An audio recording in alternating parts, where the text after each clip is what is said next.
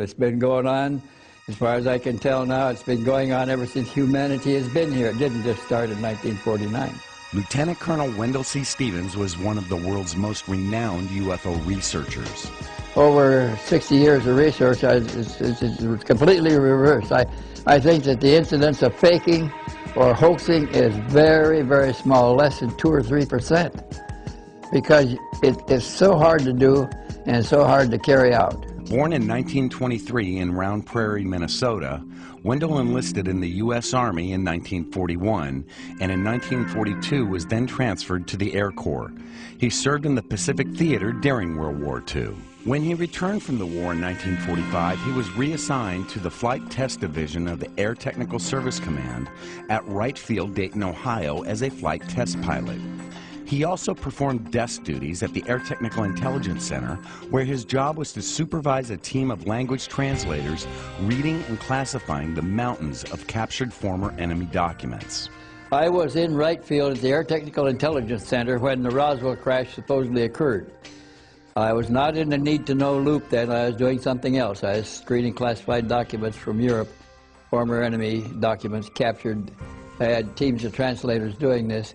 And I was not in the need-to-know loop on the UFO phenomena, although I now know that we had 4 crash recoveries even before Roswell. About July 1947, Wendelle was reassigned to the frontier in Alaska to photograph and map the Arctic land and sea area where the data collecting equipment on board B-29s detected UFOs. It was here that his passion for ufology would truly be ignited. I wish they would do a true movie one time, just one time, of all the facts as they really are. They're more exciting than all the entertainment they can create to make it exciting. They don't need romance, they don't need chases, they don't need explosions. The fact that extraterrestrials from another planet are here visiting us and interacting with us regularly and have been doing so ever since humanity has been here, that is the most exciting thing to me in the world. Stevens also served as U.S. Air Attaché in South America. He retired from the United States Air Force in 1963 and worked for Hamilton Aircraft until 1972. Wendelle Stevens was actively involved in ufology for over 50 years, and at one time was the Director of Investigations for the Aerial Phenomena Research Organization in Tucson, Arizona. It still is probably the biggest and best collection of UFO material in private hands in the world. This is my library, my personal collection, thousands of books from all over the world. He accumulated one of the largest collections of UFO photos and investigated a number of contact cases. He also published more than 22 books. In 2009, Wendelle wanted to find a decent home for his library and transferred ownership to Open Minds Production. So a time came when I thought I should start downsizing. I had the largest collection of UFO books in private hands in the world, the largest collection of periodicals in private hands in the world, a big collection of video documentaries, and at 86 years of age I thought, this is too much for my young wife, she'll never know what to do with it. I should downsize somehow. Wendelle has amassed a library on ufology that contains over 3,000 books, videos, periodicals, and numerous other items from around the globe. Now, if I can call your attention to something interesting here.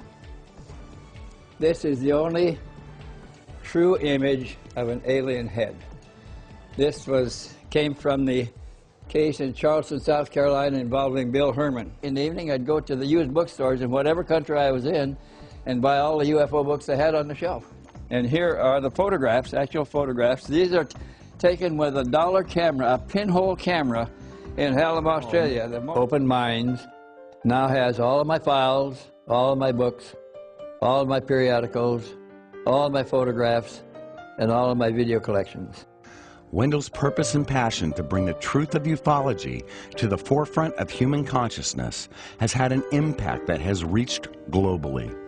Now, I work alone as one man. I've never been a member of a club or anything else. And if I can collect all this material alone as one man, what can a government have in its hands? It has every agency of the government, every employee is a potential collector for the government. They must have hangars full of stuff that we have never seen and may never, ever see or hear about. In this last interview with Wendelle, taped July 23, 2010, Wendelle expressed his view on the condition of the planet. I think we are blindly looking at what's going on, and we're not analyzing the situation sanely enough. We're not. If we were sane, we wouldn't be building and destroying. We would get out of our belligerence and manage to build our technology and the technologies that are needed to escape the planet before it's too late and survive like others. But a remnant will do it anyway, or they'll be carried away by somebody else, because in the infinite vastness of creation, there is no other duplicate. If a remnant is lost, it's gone forever, and it's a part of the creation itself that is now missing. And I don't think that's going to be allowed to happen. Wendelle will truly be missed.